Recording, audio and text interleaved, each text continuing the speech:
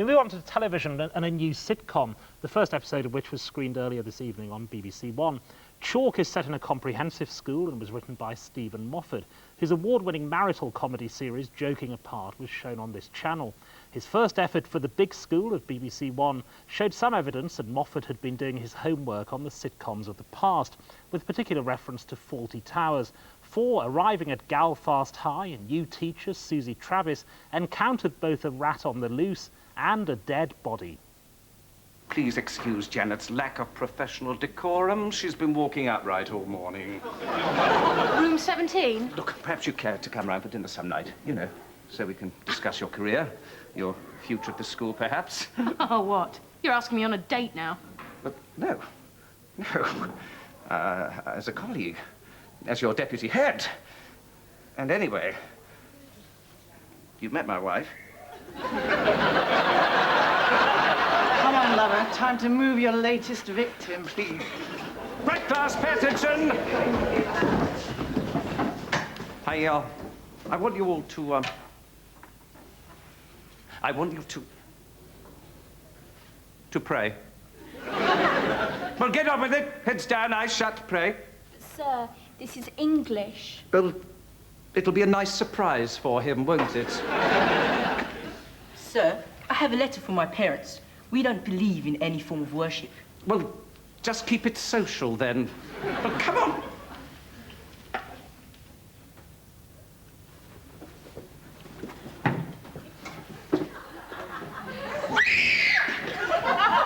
He's dead. Mr. Humphrey is dead. Right! Who prayed for that? Chalk goes first for marking to our external examiner, Bill Buford. Well, you know, at first I thought I knew what I had here. You know, you've seen the sort of familiar features of it, the canned laughter, the cross-purpose jokes, oh, you thought I was talking about a dead man, all the Monty Python things. I mean, I thought, you know, this is actually bad comedy, but in fact, I've come to the conclusion it's very subversive. And actually a very sophisticated kind of comedy. In the great Czech tradition of sort of the greatest anarchist humor is, in fact, the greatest anarchist statements are, in fact, in comedy, not tragedy. It is, after all, describing a comprehensive school. Britain's schooling is probably the worst in Europe. Comprehensive schools are the worst in Britain. It is a place of despair. And this very sophisticated comedy had me feeling, not unlike the students as the credits came up, what they must feel on graduation day, which is not boredom, a comprehensive school, really. Boredom, relief, and genuine despair. Follow that, Marianne. I was going to say I'm clearly not sophisticated enough because all this completely passed me by. But it seems, the very title shows how old-fashioned it is, chalk. People don't use chalk in schools anymore. They use sort of felt-tip pens, marker pens, and it was incredibly old-fashioned. And it's the sitcom was so predictable. You know, somebody dies, he gets thrown into a cupboard with a headmaster who's already been locked in the cupboard. Well, fancy that. You know, I thought that it was very, very traditional. Tom Paulin. Yeah, and they don't have prefects, at least in the state system. It seemed to be set in some demented prep school, I thought, but notionally in the state system, of course, it was clearly supposed to be a state school. Yeah, it was, yes. Yeah, but not the way state schools are being totally wrecked by, you know, year after year having huge spending cuts. It communicated nothing of that, and that there is the possibility of a kind of demented humour there. But I was very glad to see John Wells in as the headmaster, because I thought, yes, I'm watching some old-fashioned Alan Bennett play here, and you see John Wells and you feel at home, and it's like being given a gin and tonic. It's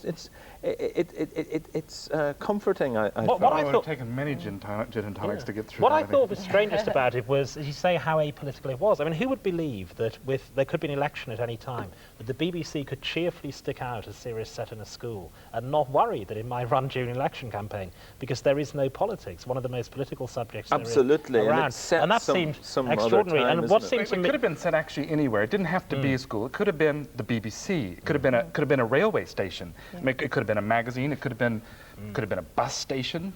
That seemed to me the weakness, that it's this obsession in this country still with the situation, that I think they still say, where's it set? Whereas if you look at most of the recent hit sitcoms, Friends, Absolutely Fabulous, Men Behaving Badly, they're just kind of flat share. That's all they are. That's the situation. And you depend on the character and lines. And as you say, the school, they just don't use the school Well, they setting. didn't use the children. I mean, there was no character. None of the children had a character. That's right. Which is a real waste. I mean, that could have been quite fun.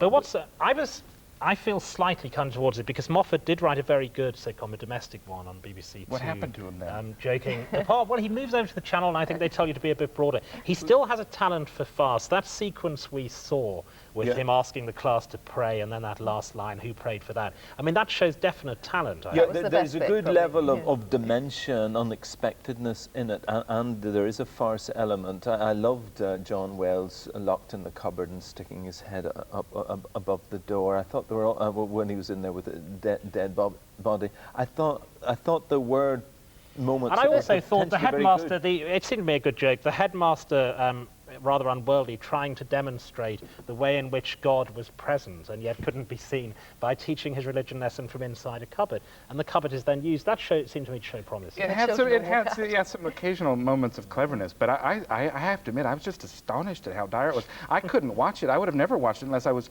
being paid to watch it to appear in this show. And I couldn't actually figure out why we were made to do it. You know, I lived in Britain for 17 years, and I've now been in New York, and I've got great nostalgic affection for British television because American television is really, really bad. And this has had a therapeutic point because now I've got no nostalgic affection for it all. But there is a problem. We have to be very careful about this, that if you look, I mean, it may well not be a great sitcom, but most first episodes are trash. That's I watched the second as well. critically. I watched the second too, and I watched the first one twice. Once sober and once not so sober. But there is a problem with Didn't sitcom. matter. Its effects depend on repetition and familiarity. Those are the effects that you need.